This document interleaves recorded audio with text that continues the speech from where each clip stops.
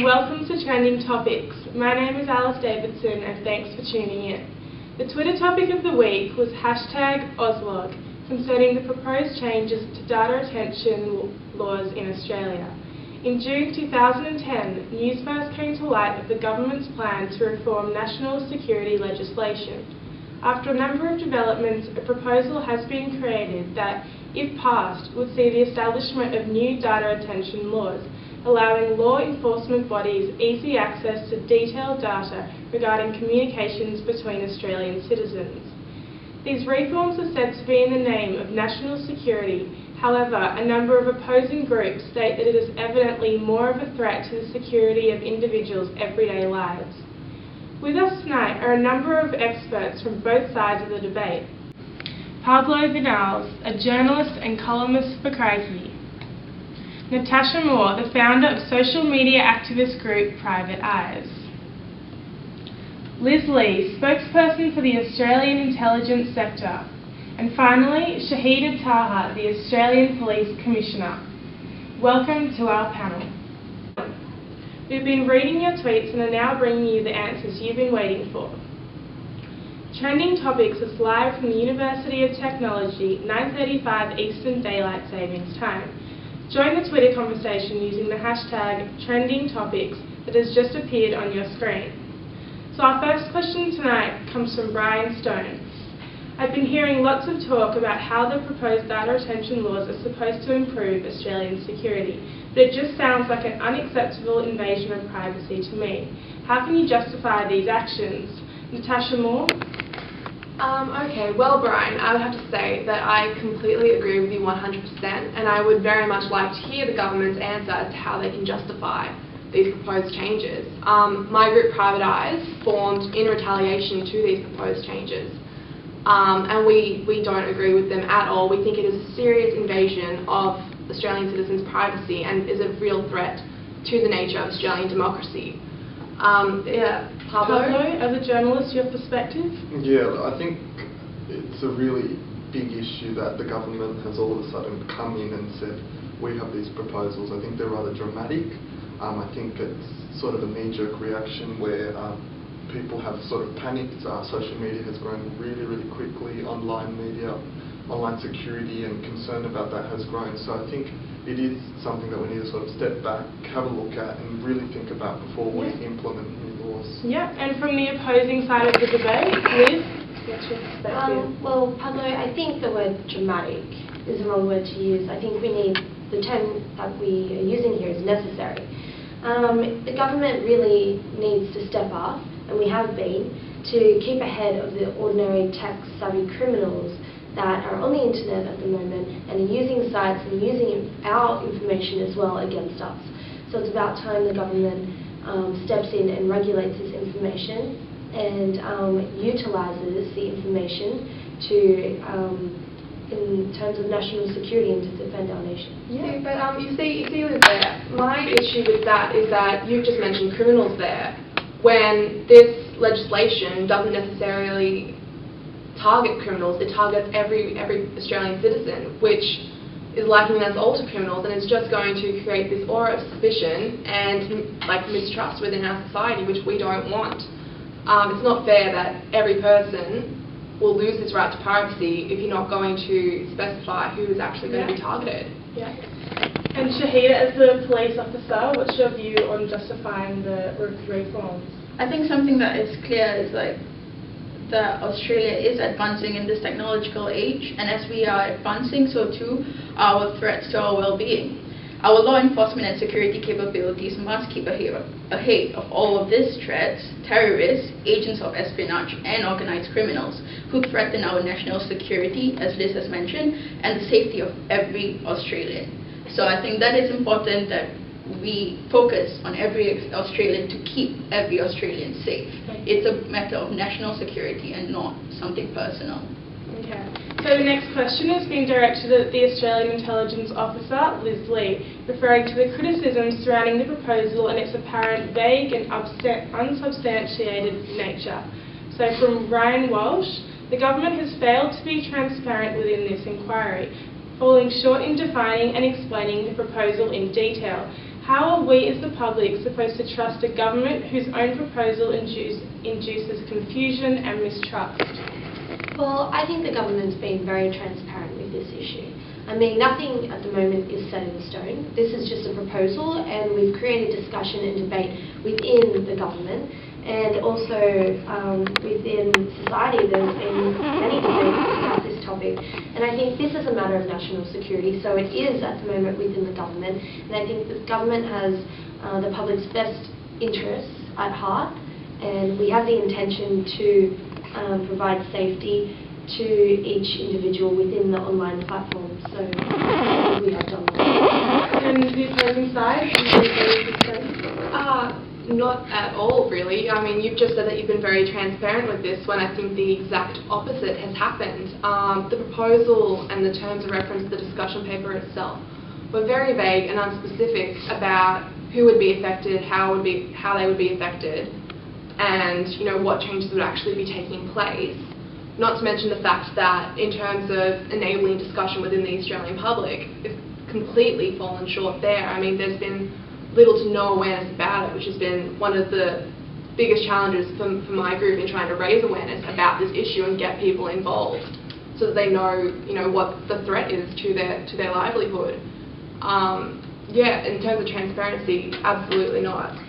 The necessary information will be released once we get things moving forward. And I think we have let the public know enough about this issue, and the public's best interest is to leave it into the hands of the government, who are debating these issues and are taking the necessary steps towards defending our nation and our national security. Okay, so from an opposing perspective, we've got another question from David Holmes, who has asked, what would you propose instead of these reforms when it is obvious change is needed within our developing society? Pablo, as a journalist? Look, I think, and sort of just going back on what Liz has said, we need to put it all into perspective, and we need to look at whether the ends justifies the means. I think on what this questioner has said, there is a legitimate concern as to what is going to be done with our details, and just because I'm using the internet for purposes of my personal use, what are we going to do with that? What are people going to do with that? It makes you feel like a criminal when you're not necessarily doing anything wrong. Yeah. And Natasha, do you have any proposed changes for the new reforms? You see, our main issue, we do agree that with these changing times, obviously the government and Australia needs to keep up for the protection of our country. We just don't agree with the means that the government has come up with. We don't think that, as Pablo was saying, it is fair to cast this attitude across the Australian citizen of being criminals and treating us like that. I think we need to come to a middle ground through more transparent, open discussion with the people of Australia, in which a way can be found to protect us without invading our privacy. I don't think the ends justify the means in this case. We don't want to sacrifice our liberties for this, so-called security that they're offering us when, they won't even really open up about what they will be using this information for. Okay, and another question we've got for Police Commissioner Shahida.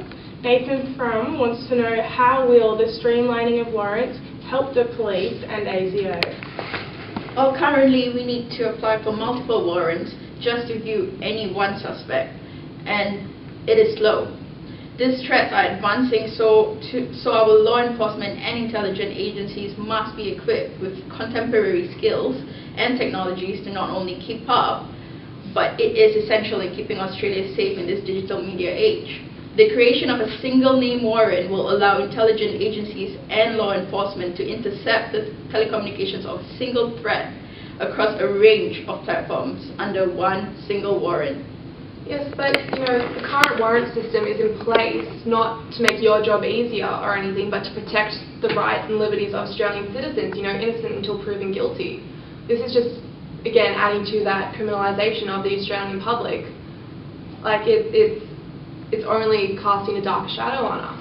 These warrants aren't really to categorise all citizens as criminals, because obviously we're not. It's coming together as a group and providing and sharing information. I mean, so much information can just be easily accessed on the internet. Personal details can be accessed, and we're just accessing that information that is on the internet and to bring light to criminal investigations. And if that helps us then save our nation, then of course we're going to take the necessary precautions forward. And we don't need to just keep up with technology today, but we need to step ahead of it, and that's what these reforms will do. Okay, well, this sharing of information has caused society to be characteristic of a big brother type society. So Ryan Walsh wants to know, I want to know why the government needs to retain a log of my personal data. As an ordinary citizen, why should I be watched as a suspect? We're not going to be watching you every day, and we won't even look at this information unless the need is there. I mean, all this information is going to be stored, but it's not so someone can access it every single day. You're not going to be looked at every single day. It's only when a problem or situation arises that we may need to access that for national security. Okay. Someone opposing view? Thank you. But again, it's in this failure to define what you justify as, a need or a problem.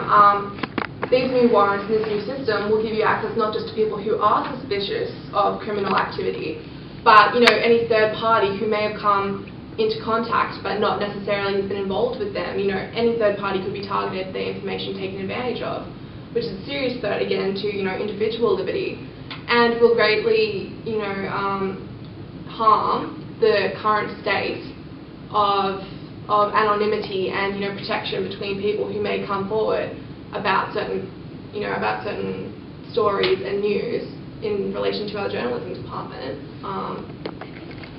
Protecting sources. Yeah, that's right. I think at the end of the day, as much as the government and this proposal want to say, the ends don't really justify the means, and people really need to realise what is going to be, I guess need to question more than anything, what's going to be done with my information and why do they have it? People aren't going to know why my information is being used. Okay, so we've got a video question coming in, so we're just going to cut to that for a moment. Hi, my name's Rose Maloney. I'm a UTS journalism student. My question is for Pablo. What dangers do these reforms pose to journalists and the media industry as a whole? Okay, so Pablo? Yeah, look, Rose, I think it's a really good question, and I think I definitely share that concern that you have. You're a student journalist. I'm working in that practice. One of the main things to a free press that we have is the public interest, and I think when we have whistleblowers, when we have sources that come to us that want to tell us a story in the public interest, they rely with the journalist with this idea of confidentiality, and that they're going to keep their details private and respect their privacy. I think these laws and these proposals that we're seeing now really challenge that, and I think that is a real threat to this process of democracy that we have in a free press, where we can have sources and whistleblowers who come to a journalist with great respect and hoping that they're going to keep their details private. Yeah, it's like they'll be punished for having good intentions, trying to help, which is not what we want to happen here. Yeah. Okay, that was definitely a lively debate. Thank you to the experts who have joined our panel tonight. Make sure you tweet your ideas for the next week's topic, and I will see you there. Thanks for tuning in to Trending Topics, and good night.